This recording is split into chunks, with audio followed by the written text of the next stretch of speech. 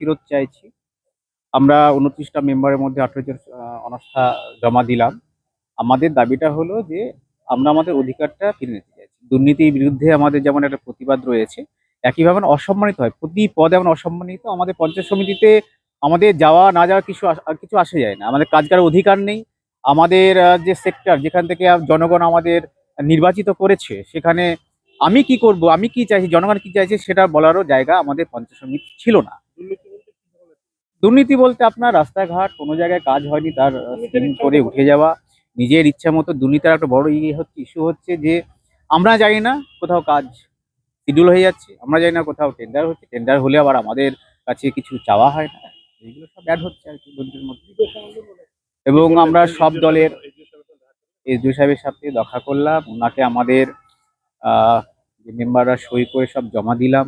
ওনারা আমাদের physical verification করলেন যে আমরা উপস্থিত আছি কিনা, আমরা মেম্বার কিনা, ভেরিফিকেশন করলেন, সন্তুষ্ট হলেন। ফার্দার প্রসেসের অপেক্ষা আমরা বসে আছি। আমরা এখানে দেখুন বোর্ডটা তৃণমূলের ছিল, কিন্তু আমরা সব দলের মেম্বার এখানে উপস্থিত আছি। যেমন আরএসপির একজনই জিতেছিল, সে আমাদের সাথে আছে। কংগ্রেসের ৮টার মধ্যে ৪টে আমাদের সাথে আছে। আমরা ১৩ জন রয়েছি তৃণমূলের পক্ষ থেকে। সব দলের নেতৃত্বও আমাদের সঙ্গে রয়েছে। বিশেষ করে আমি কৃতজ্ঞতা জানাবো আমাদের বর্তমান এমএলএ হুমায়ুন কবির সাহেবকে, আমাদের পাশে থাকার জন্য, সহযোগিতা করার জন্য, এবং সমস্ত দলের নেতৃত্বকেও ধন্যবাদ জানাবো আমাদের সহযোগিতা করার জন্য।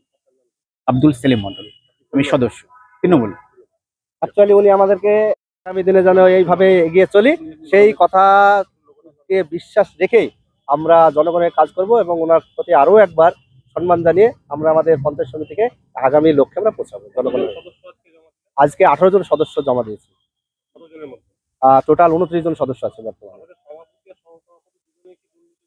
হ্যাঁ, অবশ্যই দলীয় ভাবে যখন কাজ চলেছিল, যখন আমাদের সমস্ত মেম্বার এবং কর্মাধ্যক্ষরা যখন কোনো কিছু জানতে পারেনি এবং নিজেদের ইচ্ছা মতো যখন তাদের কাজ কোথায় কি হয়েছে, কোথায় কি টেন্ডার হয়েছে, কোনো কিছু জানা যায়নি, কোথাকার টাকা কোথায় গিয়েছে টোটাল জানতে পারেনি, তখন তো কিছু করা যাবে না। সঙ্গে আমাদের এক্সিকিউটিভ অফিসারও আছেন, যেনারা ওই দায়িত্ব আছে নাকি, তেনারা সকলেই আমাদেরকে একটা ধাদসের ভিতর রেখে, অন্ধকারের ভিতর রেখে তেনারা দীর্ঘদিন ধরে এই কমপ্লিটলি ২.৫ বছর ধরে তেনাদের কাজ চালিয়ে গেছেন। আমরা সেই জায়গা থেকে পরিত্রাণ পেয়ে সুন্দরভাবে আগামী দিনে জনগণের স্বার্থে, জনগণের পক্ষে, জনগণের জন্য নওদা পঞ্চায়েত সমিতিতে কাজ করতে চাই। তাই আছে আমাদের। না, আমরা এখনো আন্দোলন উন্নয়ন পার্টিতে যোগ দিইনি, কিংবা আমাদের হুমায়ুন সাহেব সেরকম ভাবে কোন রকম কিছু বলেননি।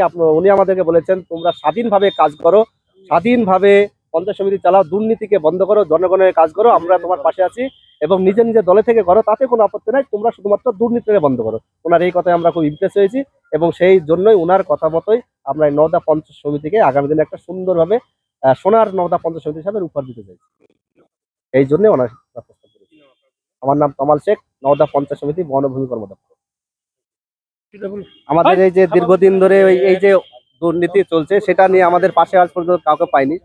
আমরা সর্বদলীয়ভাবে যে সিদ্ধান্ত নিয়েছিলাম, এই জিনিসটাকে আমাদের ঐকান্তিকভাবে আমাদেরকে পাশে থেকে লড়াই করার যে একটা শক্তি, তিনি আর কেউ নন, আমাদের হুমায়ুন কবির সাহেব। তিনি আমাদেরকে মোটিভেট করেছিলেন এই কাজটির জন্য যে আমরা আজকে নওদা পঞ্চায়েত সমিতির তরফ থেকে আজকে আমাদের যে সভাপতি আছেন ওনার বিরুদ্ধে অনাস্থা প্রস্তাব এবং সঙ্গে সহকারী সভাপতির বিরুদ্ধে মোট আমরা ১৮ জন সদস্য আজকে অনাস্থা প্রস্তাব করলাম। আমাদের ২৯ জন সদস্য, তার ভিতরে ১৮ জন আমরা এসেছি।